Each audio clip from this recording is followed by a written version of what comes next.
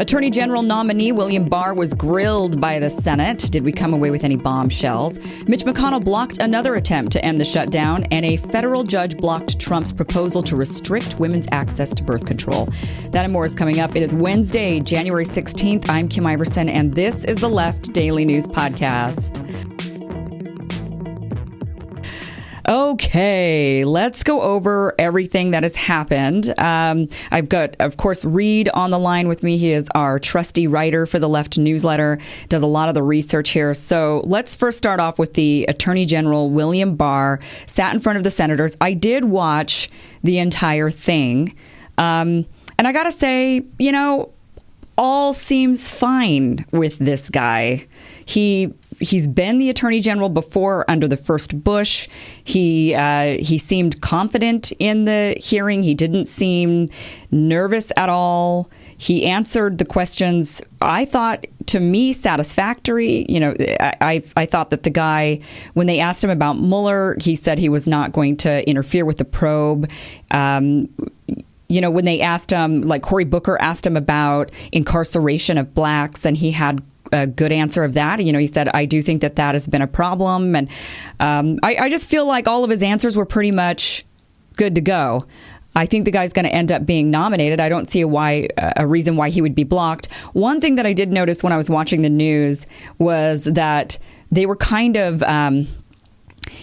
making a stink about the fact that when he was asked about whether or not Mueller would be potentially fired without good cause, or with cause of any kind, William Barr kind of said, I can't imagine a scenario in which that would happen. He was saying, I can't imagine a scenario where Mueller would act in a way that would give him a reason to be fired for cause or anything like that. And the news was kind of like, oh my God, well, he didn't say yes or no, and it's like, listen, Trump has put forward so many bad people for positions that I feel like when we get someone who's okay, just roll with it, because there's just so many bad ones that we don't need to make a non-bad one a bad one.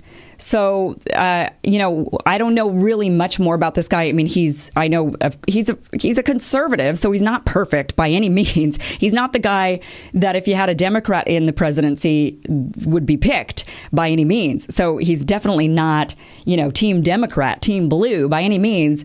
But I don't think the guy's a monster. So I think he's fine, whatever. He's better than Jeff Sessions. That's for damn sure. And I guess that's not hard to be better than Sessions. What did you take away from it, Reed? I mean, did you watch these? I'm sure you did. I watched a good amount of it. And I thought the same thing as you on a lot of the questions on executive authority, where I thought he answered the questions, about as well as he could have. Yeah. He's a longtime friend of Bob Mueller's, and it sounds like he really does respect the guy, and he has no intention to fire him. The one thing I will say I think is worth pointing out is that with so much attention on executive authority, we don't come away knowing a lot about this guy other than that. I mean, like you said, yeah. Cory Booker pressed him on racial issues, but there was a really good report out today from The Intercept basically saying, hey, this guy is actually, he has a hardline stance on immigration. He might be worse than Jeff Sessions when it comes to immigration. I can't imagine anyone is going to be coming up with more family separation. That was Jeff Sessions, and I just can't imagine another monster thinking of something like that. But this guy, he was picked by the same White House, so.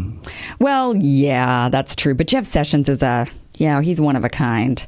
He's one of a kind. So, and William Barr, once again, he's been in this position before, and I don't know if he did anything alarming back then, but certainly not to the level of Jeff Sessions. So, like I said, whatever. He's had so many bad picks. When he's got a decent one, just roll with it, because he's had so many that are just monstrous, So he's going to get confirmed. Let's face it. Move on with our lives here. Mitch McConnell. Oh, God, Mitch McConnell. He is my least favorite person in politics. Every time I hear his name, I cringe. I just cannot stand this guy. I just want him to go away. He has blocked another effort to end the shutdown. This is just crazy. But the Republicans in the Senate are just completely towing, in step with Trump and this ridiculous shutdown.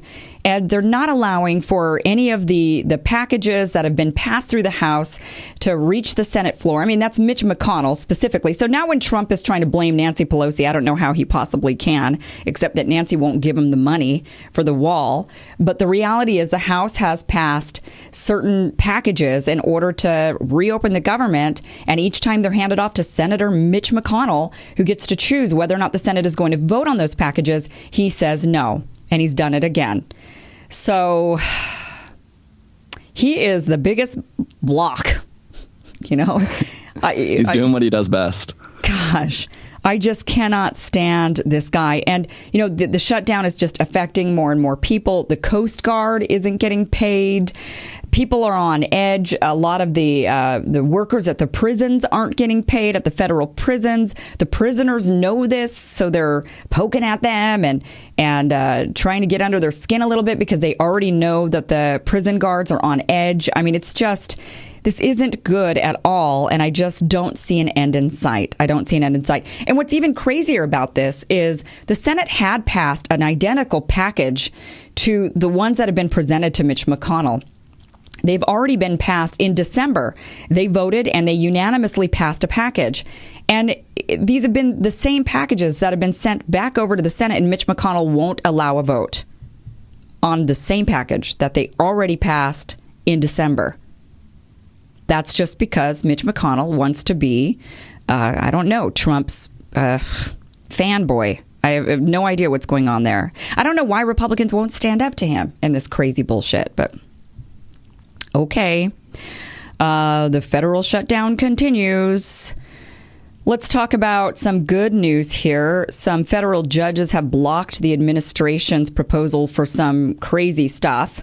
The first one, which is a huge win for us women, was that the Trump administration had proposed to allow some restrictions on birth control. So they wanted to be able to allow employers who had a moral objection to women using birth control to be able to block it from being provided for in the insurance. And that went to court, and luckily a federal judge struck that down. So, I mean, could you imagine your boss having control over your reproductive rights? Your boss has the option to tell you whether or not you're allowed to use birth control. I mean, that is just ridiculous. So luckily, a federal judge agreed that that was ridiculous and struck that down. Also, there was the Trump administration wants to add to the census a question of whether or not a person is a citizen, and that has also been struck down by a federal judge. So that is really good news. You know, that question hasn't been on the census since 1950. I mean, there's just no need really for it to be on the census. Obviously, they want to put it on there because they believe that there's all of these in blue districts, you know, in Democratic voting districts. They believe that there's all of this illegal voting going on by these immigrants who are undocumented, and they just think there's this. So they want to get the census in order to kind of prove that. And there's a lot of theories as to why they're adding this question onto the census, but luckily that has been blocked. Is there anything else on that, Reed, or is that? Well, that actually, so it's blocked for now. I think it's expected to end up being appealed by the Trump administration and then probably ending up in the Supreme Court.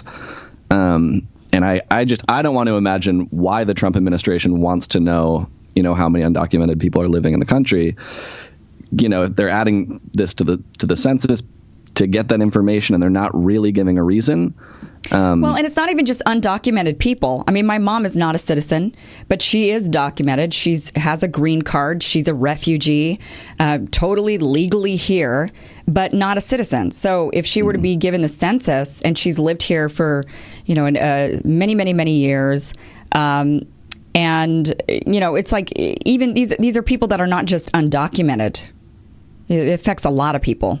Green Absolutely. Card holders. So, and the more people you discourage from actually filling out this census, then you don't know how to designate federal resources. You don't know where to put infrastructure. You don't know who's living where. Yeah. And so it makes no sense to try to discourage people from taking this by scaring them off with a question like that. Especially when it comes to disasters. I mean, it's really important to know how many people are living in an area, and you don't want to limit it to, are you a citizen or not? Because we do have a lot of green card holders or whoever it might be, but you really do want to know who is living where so that you can allocate resources, like you said, in the event of some kind of a disaster. So that is expected to go all the way potentially to the Supreme Court. So we'll see what happens there. Senator Kirsten Gillibrand is running for president. So she said last night on The Late Show with Stephen Colbert that she has formed a presidential exploratory committee. And so that means she hasn't officially announced yet.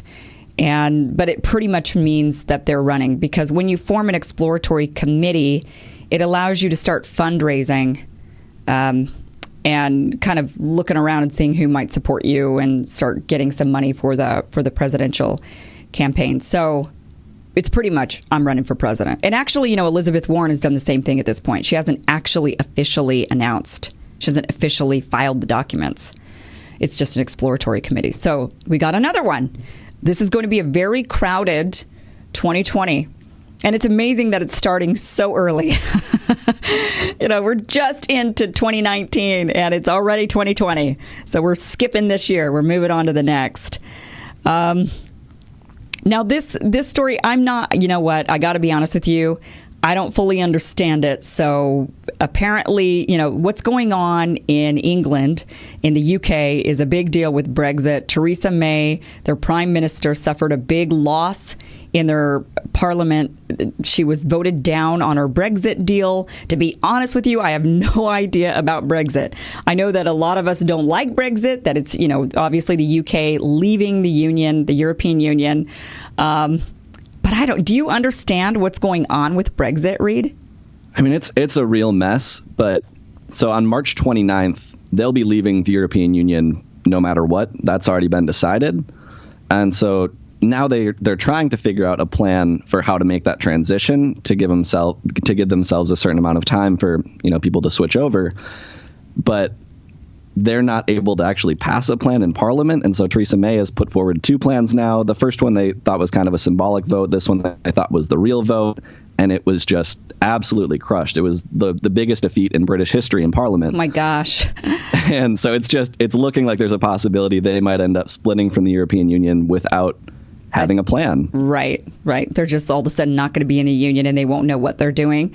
Like I said, I don't really understand it. I don't know what they didn't like about the plan that made them overwhelmingly vote against it. I don't know if they're more pro-Brexit or anti-Brexit or what, and if they're wanting a deal that still makes it look like they're somewhat in the European Union. Because, you can still strike deals to where not a lot changes. Or you can make deals where a lot changes depending on how you want to exit, what kind of partnerships you still want to have with the union. So like I said, I don't really fully even understand what's going on with Brexit. So I got to do more research and figure that one out. But it's a mess. That's what we know. We know that there's a big mess going on over there. Moving on to a couple of other good stories here. Kansas has actually LGBTQ workers in Kansas have regained their protections. Laura Kelly, who's the governor there, she just became governor, Democrat, reinstated protections that were stripped away by the ex-governor, Sam Brownback. So that's really great news for them. Also, New York has banned gay conversion therapy. I didn't think people were still doing that. They're still doing that? I guess it's still allowed. Only 14 other states have banned it, so there must be other states doing it. Okay. All right. So there you go. They've banned it, and I can't believe people are still doing it. I don't even know what happens in gay conversion therapy, but I do know that for many it's been linked to or likened to torture. So it's pretty bad, whatever happens there, and glad that has been banned. Also, here's a really great one. This one, you found this, if you need a gift, that there's a Robert Mueller action figure. Is that right? Yep. For $20, you can buy, I think it's 6 inches tall. It's a little, it looked like they were hand painting them, just little Robert Mueller action figures. So it's not a bobblehead. No. Okay. It's a Robert Mueller action figure. So you can have that political gift if you want to give that to somebody in your life. Or you could just keep it on your desk as a reminder for the cause of Robert Mueller. So go get him. I'd say give it to a Trump supporter in your life. Good idea. Good idea. All right. That's all the news that we've got for you today. Thank you so much for joining us. Please join the newsletter. If you haven't signed up, it's free. Subscribe to it. Go to theleft.com. Also, if you're listening to this on the podcast, you can actually watch this video. This is now a video podcast, and you can watch that also at theleft.com. So, and if you're watching this on video, then you can go to theleft.com and get it as a podcast. So there you go. All right, Reed, thank you so much for all your work. Be sure to get that newsletter, and we'll see you guys tomorrow.